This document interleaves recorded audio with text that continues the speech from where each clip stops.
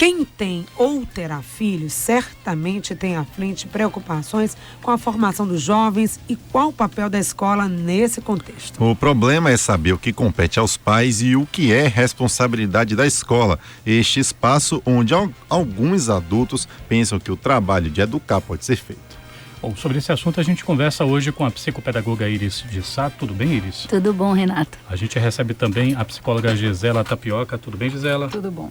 Obrigado por terem vindo aqui ao Frequência Baiana. Tem alguns pais que não querem que a escola forneça valores, né? Eu me lembro de um filme, adoro filmes de professores, né? Tipo Sociedade para os Mortos, um filme que eu assisti há não muito tempo. Clube do Imperador com Kevin Kline, que é uma escola de formação assim, só sai filho de senador, futuros presidentes, sai daquela escola. Uma escola de elite. E em um determinado momento, o Kevin Kline vai conversar com o pai, o senador, né, de uma dessas crianças, de um desses jovens, melhor dizendo, desses jovens. Eles, não, estou aqui me esforçando para dar os melhores valores para o seu filho. E o pai se ofende e vira para o professor e diz assim, não, mas peraí, escola é para dizer quem matou quando, quanto é que soma não sei o que dá quanto, quem tem que dar os valores sou eu. Então vou até pedir licença para começar essa entrevista falando do outro lado, né, que é quando os pais renegam totalmente a possibilidade de que a escola forneça outras coisas para além da química, para além da língua portuguesa, ou o que quer que seja, e refreiam qualquer possibilidade de que a escola também participe, né? Como é que vocês veem essa relação, essa tensão que parece existir em algumas situações entre família e escola na formação dos jovens? Bom, quando a gente está falando de formação, a palavra já está falando. A palavra está dizendo por si só. Formação. Formação não é só informação. Então, o que faz parte da formação de uma pessoa? A gente pensar do ponto de vista da construção dos conhecimentos gerais, que isso já está colocado em pauta no conteúdo, né, da escola, e também do que diz respeito à formação da pessoa, ao desenvolvimento, à formação da personalidade, à formação de valores. Então, eu sou a favor de que a escola abrace, sim, o que a gente costuma chamar, nesse particular, de temas transversais, que são temas que perpassam o processo acadêmico, a formação acadêmica. E para adicionar isso que ele está falando, a escola é um espaço de socialização, né? É um espaço de convivência. A família é um espaço de convivência, mas é um espaço onde as regras são mais particulares. Na escola, os alunos eles vão se encontrar com vários colegas que têm famílias diferentes, que têm realidades diferentes, têm histórias diferentes e que, portanto, vão ali compor um conjunto, é uma microsociedade. Então, assim, como não transmitir valores, posturas, atitudes, como não tratar desses temas se a gente está tratando de uma convivência social, onde você vai ter que partilhar ali noções de respeito à diversidade, às diferenças. E outra coisa, quando se fala de informação, de transmissão de conhecimento, de construção de conhecimento, se fala de ética. Não tem como não falar de ética, né? A forma como você vai processar as informações é uma construção ética acima de qualquer coisa, né? Assim, a informação por si só, ela não vale muito. Claro. É isso que a gente vive muito hoje. A gente tem um acúmulo de informação e, na verdade, pouco tempo para processar, para digerir, para se posicionar, para refletir sobre essas informações que nos chegam. Então, esse caminho é um caminho que depende da sua relação, da sua visão de mundo, da sua concepção de pessoa, de gente, de sujeito. Tudo isso são valores que estão aí embutidos nessa relação. Agora, também é verdade dizer que essa escola, ela acaba ao longo dos anos, das últimas décadas também, ficando sobre a responsabilidade dessa escola, tarefas cada dia que surgem novas tarefas, ou seja, a tarefa de educar, claro, a tarefa de formar da escola, mas também de educar. Há uma ausência dos pais que estão depositando nessa escola como último socorro para que os filhos recebam algum tipo de formação, já que eles estão por uma série de fatores ausentes. Então, a gente tem que pensar o seguinte, não é delegar para a escola tudo, né? Tem a função da escola, como a gente acabou de falar um pouco, mas assim, tem que separar também qual é a função da família, porque a gente pensa que a gente traz a perspectiva de que o primeiro espaço social da criança é a família.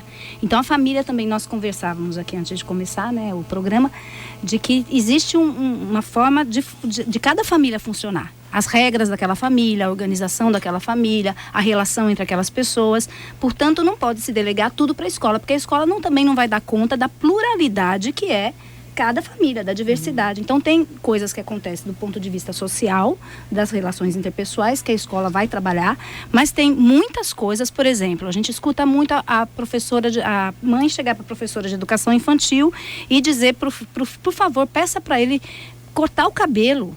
Peça para ele cortar o cabelo, que o cabelo está no rosto dele. Quer dizer, a mãe pede para a professora pedir para o menino acatar o desejo, a ordem da mãe de cortar o cabelo. Quer dizer, a mãe tem que ter autoridade para levar esse menino no cabeleireiro, enfim, e cortar o cabelo, não pedir, usar a professora como essa agente nessa relação com a criança. Eu acho que essa questão que você fala da ausência dos pais é porque a escola vem se transformando, né, na sociedade e vem ocupando, e o lugar que a escola ocupa hoje está diretamente relacionado com essas mudanças culturais, tecnológicas, né, éticas, ou seja, tem a ver com a saída da mulher de casa. Não estou valorando isso, estou dizendo que existe um cenário que a gente precisa se relacionar com esse cenário. Então, a realidade hoje é que a escola ocupa um espaço muito grande na educação das crianças e dos adolescentes. E a gente precisa saber separar o que é educação escolar e educação em família. Né? São duas instâncias diferentes e que têm funções diferentes, são complementares, mas que são diferentes. O grande problema seria, de fato, a distância física dos pais, e principalmente quando os pais estão lutando para poder dar tudo de bom e do melhor para os filhos. Queria saber se, de fato, a gente pode colocar como a ausência física dos pais dentro de casa comum. Talvez a questão, assim, de que para algumas famílias passa na cabeça deles que tudo pode ser comprado. Então, por exemplo, eu compro o ensino, eu compro a escola. Então, logo, já que eu pago a escola, então a escola tem que fazer isso. Então, eu compro tudo de bom e do melhor, como você está falando. Mas existe um tudo de bom e do melhor que não pode ser comprado, que tem que ser efetivamente exercido pela família. Mas as escolas também não vendem essa... Mas a afetividade, por exemplo, é uma coisa que a família tem uma questão na relação com os filhos. E aí, como é que vai exigir que a escola construa afetividade? A afetividade é algo que, logicamente, a escola vai trabalhar também com afetividade, mas primeiramente construído pela família. Então, quando você fala dessa distância física, essa distância física passa por aí, por uma dificuldade com o vínculo. A gente fala, a mãe trabalha o dia inteiro, o pai trabalha o dia inteiro, mas muitos de nós trabalhamos o dia inteiro, mas temos que pensar que precisamos estar em algum momento em casa para dar atenção. Então, essa distância física você pode compensar em alguns momentos quando você está dentro de casa. Agora, se você está dentro de casa e não está dando atenção, está fazendo tantas outras coisas que a gente também tem demandas dentro de casa. Mas a gente tem que pensar que quando está em casa, tem que acompanhar, procurar saber o que o filho fez na escola, procurar saber que coleguinhas que ele está andando, enfim. Essa questão que você coloca de que uma escola vem, como foi que você falou? Que, assim, algumas escolas vendem essa imagem. Eu acho que é uma via de mão dupla, né? Assim, de alguma forma a educação passa a ser tratada muitas vezes por alguns pais como um bem de consumo. Você não está comprando o serviço de uma escola quando você vai lá e paga, não está barato realmente, né? Mas tem de todo preço e com várias propostas para você escolher. Quando você vai numa escola e escolhe uma escola para seu filho, você não está contratando um serviço como outro qualquer. Você está estabelecendo um pacto, uma aliança, né, uma parceria na educação do seu filho. Então, tratar a educação como bem de consumo, ao invés de tratar a educação como um patrimônio, o equívoco para mim está aí. Né? É nesse sentido. Então, você vende. Então, se eu pago, você tem que me dar. Então, eu acho que esse equívoco de cobrança pode estar acontecendo tanto do ponto de vista da escola como do ponto de vista das famílias. As famílias também querem que tudo aconteça perfeitamente, que o filho esteja bem, querem uma pessoa para olhar o menino, uma marcação 1 a 1, entendeu? Isso não existe. A escola é um espaço social, então é preciso a convivência, é preciso ter grupos, é preciso que ali seja um outro ambiente. Se você quer um ambiente de marcação 1 a 1, você está em casa com a babá.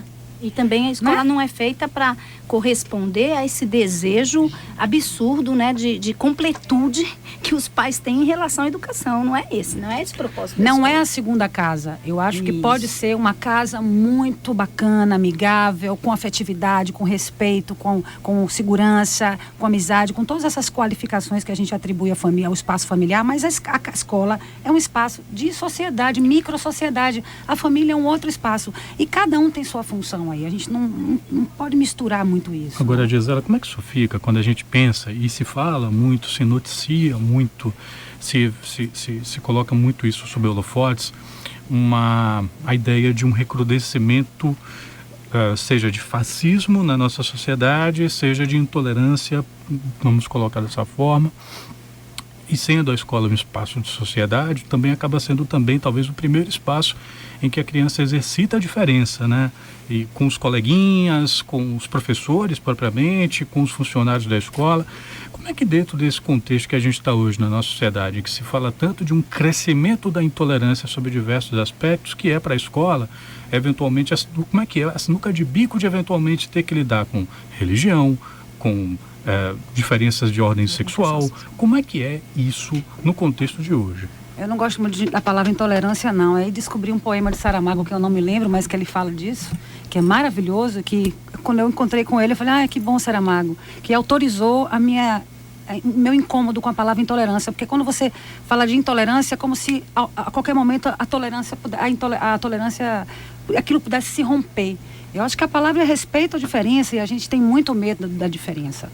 A gente tem medo do menino que muda de escola e vai deixar os amiguinhos que ele conhece, vai conhecer novos. Eu sempre digo, não, mas vai ser massa. Ótimo. Você não vai...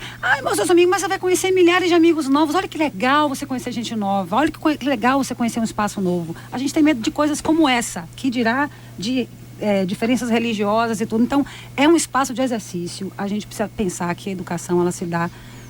A educação não é algo que você vai e conclua. É um processo de estar na vida.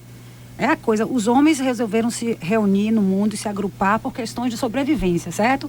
Dos intempéries da natureza, para eles poderem plantar. Se a gente for pensar nome pré-histórico, nos nômades, nas pessoas que vieram.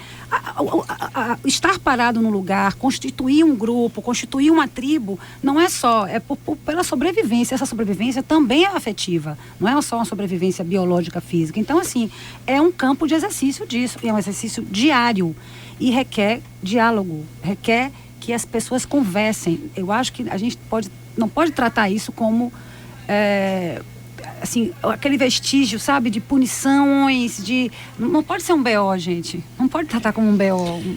Então, escola e família juntos, parceiros, nesse processo de educação que é contínuo, e nós vamos continuar batendo esse papo, falando dessa importância da escola no próximo bloco, até porque tem alguns pais optando em não levar as crianças para a escola e fazer educação dentro de casa mesmo. Essa educação formal que estávamos tratando até então. E muitas escolas também reclamando dos pais, porque a professora acaba sendo o primeiro adulto que a criança tem acesso, que diz, já escovou o dente, já fez o dever, como é que tá a tarefa? Coisa que ele deveria estar ouvindo em casa. Band News FM, Frequência Baiana. 6h39, estamos aqui na Band News FM, falando pelo 99,1, são 6h39. Hoje nós estamos falando sobre as tensões que podem haver entre escola e família, no sentido de formar os jovens. O que é que compete à escola, o que é que compete à família? Qual é aquelas situações em que, por exemplo, o que falta não é uma formação do ponto de vista... se faz inclusive uma distinção, né, entre o que é educação e o que é escolarização, né? Nós estamos aqui conversando com a psicopedagoga Iris de Sá e também com Gisela Tapioca, ela que é psicóloga, Iris que é psicopedagoga, estão conversando um pouco com a gente sobre o que sobre esse fenômeno, sobre essa história. E possivelmente quem tem aí mais de 40 anos se lembra das disciplinas de OSPB, Organização Social e Política Brasileira, EMC, Educação Moral e Cívica, que foram criadas na esteira da ditadura militar para injetar supostos valores patrióticos, valores morais. São disciplinas que não existem mais para vocês. Educação para o lar. Isso, tinha educação. Minha mãe vive faz falta, gente? Disciplina. Olha, eu não acho que faz falta, assim, no formato em que elas eram ministradas. Não, depende. Eu acho assim, que a educação moral é importante, os valores, como a gente estava conversando, mas não nesse formato de disciplina. Porque o que acontece? Se utiliza uma situação artificial da sala de aula para trabalhar em cima do conhecimento, de uma forma assim, de cima para baixo. O ideal que a gente tem conversado muito hoje com algumas escolas é a constituição de assembleias. Então, por exemplo, a gente está vivenciando exatamente hoje um problema gerado pela má administração da discussão entre duas entidades, certo? O patronal e o empregado. Então, dentro da própria escola, a gente pode instaurar espaços de assembleia, onde as crianças e adolescentes participam, dão sua opinião. A gente tem redatores, a gente tem pessoas que organizam, que ajudam. As crianças levantam as suas reivindicações, fazem a pauta, discutem e também, obviamente, com uma certa coerência, não uma coisa de levantar qualquer bandeira, tendo por trás o adulto que também orienta, monitora, e a partir dessas assembleias reivindicam seus direitos e cumprem seus deveres. Então, acho que isso seria uma forma de transformar essas disciplinas que eram dadas muito assim. Tinha um conteúdo, o professor simplesmente reproduzia o conteúdo, os alunos respondiam na prova e acabou. Era assim, pelo menos na minha época, o SPB. Não era uma coisa de discussão, né, de temas interessantes. Portanto, que a gente, como o Gisela falou da ética, a gente instaurar espaços que a gente possa, assim, cada 15 dias, uma vez por semana, ter esse grande debate entre alunos, professores, corpo técnico, funcionários da escola. É uma forma até de começar a construir um exercício democrático, porque, veja aí, a gente não sabe fazer democracia. Eu acho que agregar essas questões, a questão das novas tecnologias, porque, assim, a gente está aprendendo a lidar com tudo isso, e eu digo aprendendo, nós adultos estamos... não é porque não nascemos, não somos nativos digitais apenas. É claro que isso faz uma diferença muito grande, né? Um bebezinho salva a foto no celular e a gente fica de cara vendo aquilo todo. Mas eu acho que é por conta de que nós estamos, de fato, descobrindo, junto com os meninos, de alguma maneira, com quem está nascendo nessa geração, tudo isso. Estamos utilizando, errando, né, e acertando no uso disso. Então, eu acho que precisa ter um campo para trabalhar com isso. As escolas estão muito temerosas, algumas, né, por conta dessa possibilidade de cair no YouTube, né, caiu na rede, né, de cair no WhatsApp. Eu acho que tem um temor nesse sentido, mas ou a gente traz esse assunto para a pauta da escola, e aí eu acho que ele tem que estar presente não só na escola como na família também, mas precisa estar na escola, porque a base de acesso ao conhecimento toda é essa. Praticamente, a gente vive, apesar das mochilas dos meninos continuarem pesadas de livros, a gente continua... É lá que eles vão buscar as coisas. Então, quando você manda fazer uma pesquisa, menino nenhum mais vai para pegar em livro. É tudo digital. Então, a gente precisa trazer esse assunto para dentro da escola e abrir canais de produção, porque os meninos estão produzindo os vídeos incríveis, estão postando a revelia da escola e, de repente, a gente pode criar espaços interessantes dentro da escola para que isso seja, para que escoar essa produção. É a forma de escrita dos meninos também essa hoje. E a família também dando essa assessoria, claro, acompanhando também esse processo. Agora, já quase fechando, não sei se Dalma ainda tem uma pergunta, mas quase fechando já esse bloco, esse bate-papo sobre essa interface família e também escola, tem muitos pais que estão optando não colocar o filho na escola, que estão fazendo essa formação, digamos assim, da escolaridade, né, desse tipo de informação, dessa educação em casa. Como é que vocês veem isso? Eu acho que em casa é muito difícil criar esse espaço social da diversidade, que a gente estava acabando de falar. É claro que nós sabemos que tem muita coisa na escola, porque eu conheci até um grupo que está fazendo esse trabalho, que começou esse trabalho, e o que eles colocam, e eu concordo em alguma medida, é que muitas coisas na escola não precisariam realmente ser ministradas, ensinadas, muitas coisas inúteis, muitas coisas que nós não aproveitamos para nada. Rubem Alves fala muito disso, né? Que é para você escrever um texto, você não tem que saber o que é sujeito, o que é predicado, e muitas vezes os meninos aprendem sujeito e predicado, mas não aprendem a escrever. E as coisas básicas que nós precisamos saber, ler, escrever e contar, quando nós chegamos na universidade, muitas vezes nós não sabemos fazer isso com a idade de um universitário, né? Muita gente faz conta nos dedos, não faz conta, não faz cálculo mental, pessoas adultas. Então, portanto, não aprenderam nem a somar de forma, né, mentalmente. Então, o que os pais colocam é isso, que alguns dirigentes dessa proposta, de que a escola está passando por cima de conteúdos que são importantes, que não estão sendo ministrados. A minha opinião sobre isso é que a família precisa estar nesse diálogo com a escola, porque não adianta também criar uma coisa isolada do social, fazer um espaço alternativo, mas que não tenha uma condição de diversidade, né, cultural, social, intelectual, e vai segregar da mesma forma. A gente vai entrar na segregação a partir daquelas famílias que vão participar daquele grupo. Então vão ser comunidades alternativas. Eu acho que não seria essa a ideia. A minha sugestão é que realmente a família entrasse mais na escola e começasse a debater sobre o que está sendo trabalhado na escola. Porque, de fato, tem muita coisa que é realmente inútil. Que precisa ser discutido, mas eu fico pensando assim, poxa, quer dizer, pai precisa ser pai, filho precisa ser filho em casa, deixa para ser aluno e professor na escola. Eu acho que é preciso oportunizar que as pessoas possam assumir diferentes posições e vivenciar diferentes contextos. Então, se você... É uma coisa meio onipotente você pensar que dentro de casa você vai dar conta de tudo. E não deixar que essa criança saia, que esse adolescente parta para o mundo, porque são instâncias de ida para o mundo, da casa para a escola, para o grupo de amigos, para as redes sociais que estão aí mesmo, e aí são locais virtuais, mas que são cada vez mais concretos na vida da gente, né? É a ambiguidade disso. Eu acho que é preciso que haja um espaço, sim, de aprendizagem. Eu acho que trazer essa coisa para o homeschooling, que é a expressão que estão usando, eu acho que é restringir um campo de experiência, que é o que a gente vive hoje carente de experiência, de tempo para viver coisas, para experimentar coisas, para refletir sobre coisas. Então, eu acho que perde-se quando se pensa assim. A princípio, eu penso assim. Que... A gente quer agradecer muito. Esse papo poderia, né, se alongar muito mais, falar sobre essa relação linda escola-família. Mas a gente quer agradecer a psicopedagoga Iris de Sá e também a psicóloga Gisela Tapioca, que estiveram aqui com a gente batendo esse papo. Obrigada, boa noite. Nós que agradecemos. Muito obrigada.